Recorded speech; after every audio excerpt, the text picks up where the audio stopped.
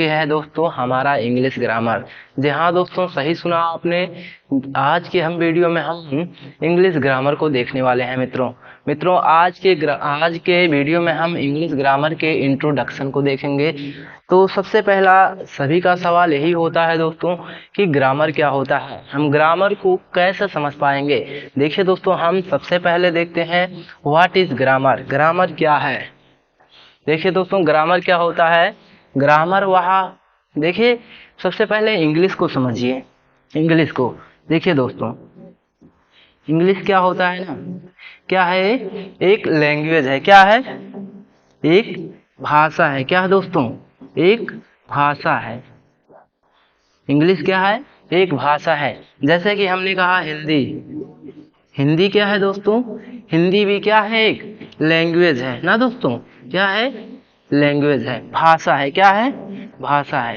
तो किसी भी भाषा को क्या होता है, ग्रामर क्या करता है, ग्रामर का कार्य क्या होता है, किसी भी भाषा को शुद्ध शुद्ध बोलना, पढ़ना और लिखना सिखाता है। क्या करता है ग्रामर, ग्रामर हमें किसी भी भाषा को, चाहे इंग्लिश हो, चाहे हिंदी हो, चाहे अन्य कोई भी भाषा हो, व्याकरण का कार्य क्या होता है, उस भाषा को सही सही बोलना, पढ़ना और लिखना सिखाता है। जी हाँ दोस्तों, क्या होता है ग्रामर, वह जो है माध्यम है जिसके द्वारा हम किसी भी भाषा को सही सही पढ़ना, लिखना और बोलना सीखते हैं।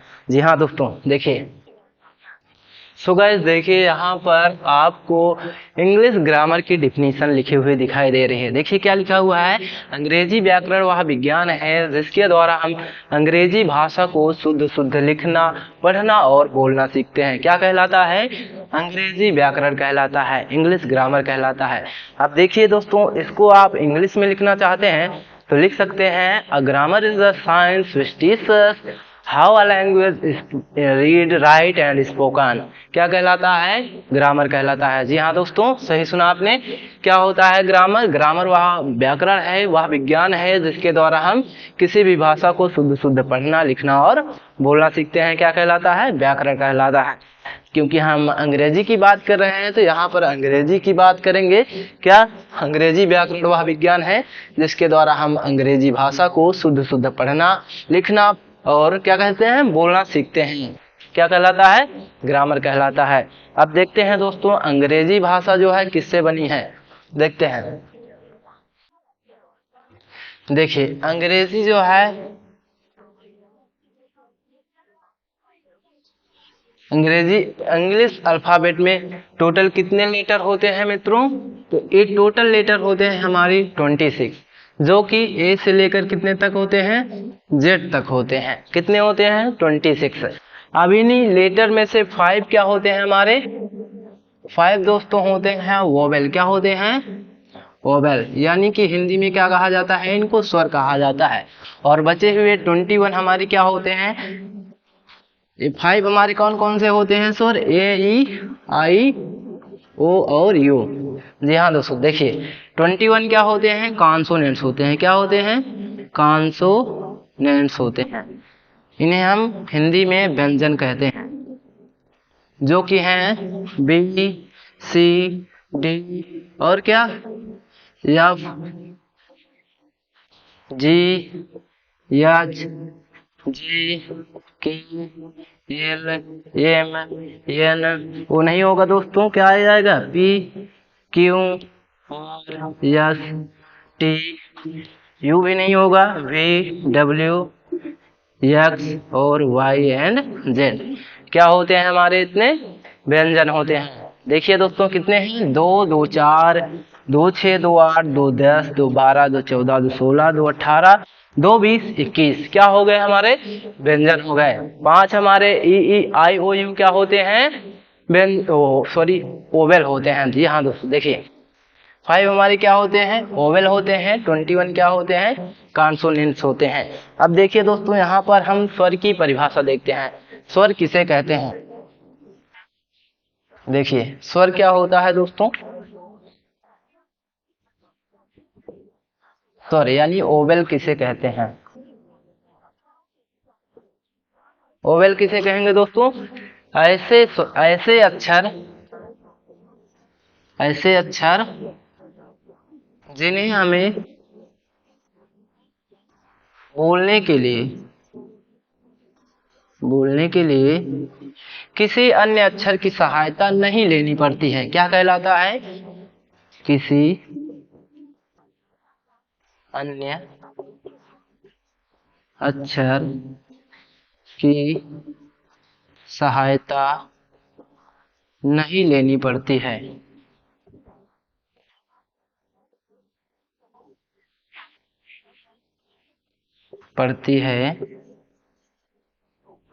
स्वर कहलाता है। क्या कहलाता है?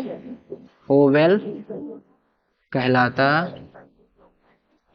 है। अब देखिए, जैसे हमने कहा हमारे ई, आई और ओ और यू क्या होते हैं? स्वर होते हैं।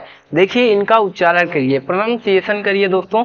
देखिए ए, इसके उच्चारण में हमें किसी अन्य अक्षर की सहायता लेनी पड़ रही है? नहीं लेनी पड़ रही है ना। जैसे हम कहेंगे बी, तो बी में क्या होता है? बी प्लस क्या हो जाता है? ई का ई जो होता है हमारा अक्षर होता है, इसकी सहायता हमें बी का प्रोनाउंसिएशन करने के लिए इसके जो है सहायता लेनी पड़ रही है।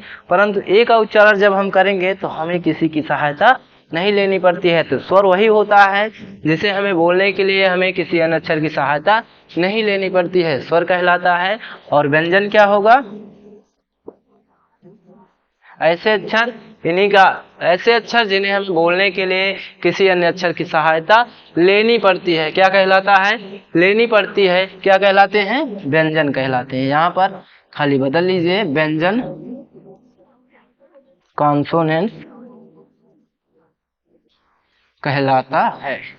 ऐसे अक्षर जिन्हें हमें बोलने के लिए किसी अन्य अक्षर की सहायता लेनी पड़ती है, क्या कहलाता है? कॉन्सोनेंट्स कहलाता है। देखिए दोस्तों,